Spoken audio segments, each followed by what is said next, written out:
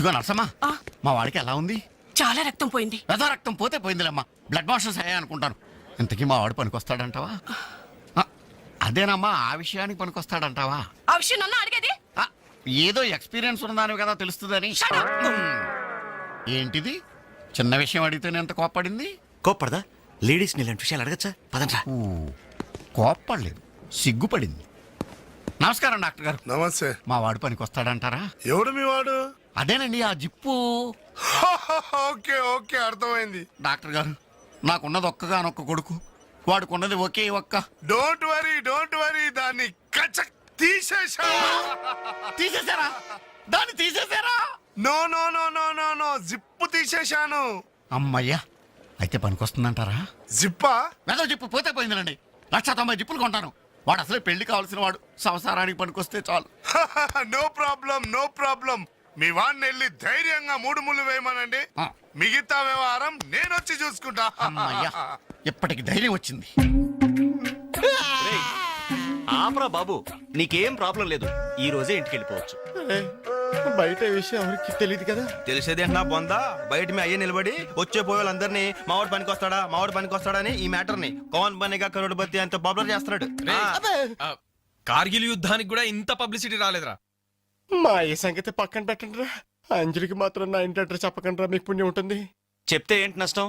ఇది చెప్తా. అబ్బో, ఈ ఇంటికి వచ్చి పరవశించింది అనుకో, తల ఎక్కడ పెట్టుకోవాలి. అరే చెప్పదని మాట ఏమంటారా బాబు, మీ మీద నమ్మకాలు లేవు. సరే ఎవరికి చెప్పలే.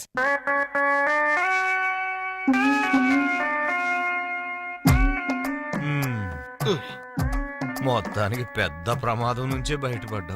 మరే ఎన్నో జన్మల తపస్సు ఎత్తే కాని మగ జన్మ రాదు. మగాడి కడదాకా తోడొచ్చేది అదొక్కటే. ఏంటిది? అదే మగాడిననే నమ్మకం. నరసింహం గారు, మీరంతా వచ్చి మా వాడి గురించి ఇలా జాలి పడుతుంటే నాకు కొండంత ధైర్యంగా ఉందండి. నాన్న, వీళ్ళేనా ఇంకెవరైనా ఉన్నారా రావాల్సిన వాళ్ళు? మన వాళ్ళందరికీ చెప్పేశాను రా, చాలా మంది వస్తారు. Very good. ఈ టీవీలో జెమిని టీవీలో ఎవలా పోయావా ఫ్లాష్ అని. బాబుకి ఎలా ఉంది? వాడికేం పర్లేదు అమ్మాయి, డాక్టర్ గారు చెప్పారు ధైర్యంగా 3 ముళ్ళు వేయించేయండి, మిగతా వ్యవహారం నేను వచ్చి చూసుకుంటాను అన్నాడు. ఎవరు? ఆ సుల్తాన్ బజార్ నర్సింగ్ డాక్టరేనా?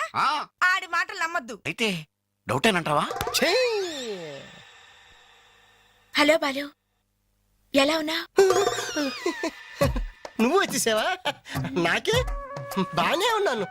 పాపం తన్నెందుకురా ఇబ్బంది పెట్టారు? ఇంటి అడ్రస్ చెప్పదన్నావు కదరా, అందుకే చెప్పలా. చూపించాం తప్ప. థ్యాంక్స్ రా. తప్పు మీది కదరా, నా వీక్ పాయింట్ మీకు చెప్పానే, నాది తప్పు. బాధపడకు బాలు, ఇందులో ఫీల్ అవ్వాల్సిన అవసరం ఏముంది? అవును.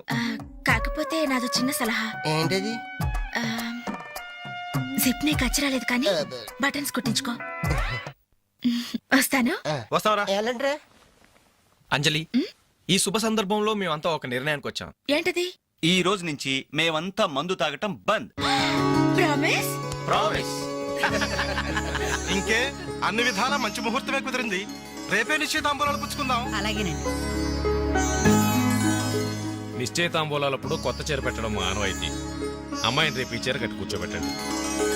వదిన, చీర తీసుకోమ్మా. అలాగే. శుభం. ఇక మేము వెళ్ళొస్తామండి. మంచిది బాబు. వస్తామండి. భాగ్యమ్మ గారు, అబ్బాయి ఫస్ట్ క్లాస్ గా ఉన్నాడు. మరి అంత చదువు మంచి ఉద్యోగం అల్లుడు దొరకడం మీ అదృష్టం అమ్మా. అన్నయ్య గారు, రేపు నిశ్చితార్థం కూడా మీరందరూ దగ్గరుండి జరిపించాలి. ఇరుగు పొరుగు అన్నాక మాత్రం మేము చూసుకోవేంటమ్మా, నువ్వు నిశ్చింతగా ఉండి మేము చూసుకుంటాం. మరి జరిపించబెట్టి వస్తావమ్మా. ఉంటామమ్మా. మంచిది. వస్తాను. ఏంటమ్మా ఈ హడావుడి? వచ్చావా?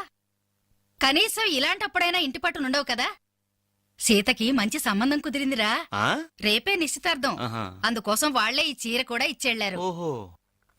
రేపైనా ఇంటి పట్టు నుండు.